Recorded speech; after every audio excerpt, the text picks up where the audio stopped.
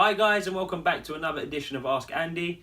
I've enjoyed looking at some of your questions, but one that stuck out for me was from my good friend Diren Kartal. If you'd like to follow him, I'll attach all his stuff at the bottom of this video. But anyway, what he asked me was, how sport specific should we get when training for our sport in the gym? You can look at this from two perspectives. As an athlete, if we look at the law of specificity, the thing you need to do is play your sport, compete in your sport, and train in your sport. If you want to get better at your sport in practice, you must be in your sport. If you look at it from a coaching perspective, what you must understand is the role of an S&C coach. Now, we're here to make our athletes more robust and better conditioned to the sporting practices and environments of our athletes. We're here to make our athletes more forceful and at the same time condition them to the sporting environment.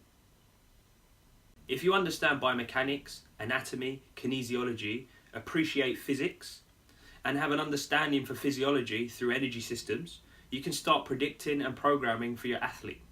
But one of the most important principles here is don't get fancy, stick to the basics, and stay efficient. The height of the competitive result depends on the width of the base of general prep. Basically, what I'm speaking about here is the more complex patterns are in a sport, then the more variety is needed in terms of our programming in general preparation phases. If we think about field sport athletes or grappling sport athletes versus that of weight room athletes like powerlifters, then the former is going to have a lot more variation in programming than the latter. What we also must understand is that the phase of training that we're in dictates the amount of exercise selection that we have. So if you're in a general preparation phase at the beginnings of training, you're going to have a lot more variety over maybe in specific phases or competition phases, where training, programming and variations narrow down in order for us to get where we need to get to. Time is crucial. If you don't have much time, then press for exercises with higher muscle recruitment potential. Now, think of exercises with greater radiation, a chin-up versus a bicep curl. If you don't have time, we must get stuff done. And so that's how specific you need to be. Okay, just to recap, if you're an athlete, remember the law of specificity. Go play your sport, compete in your sport, and use that to get better in it.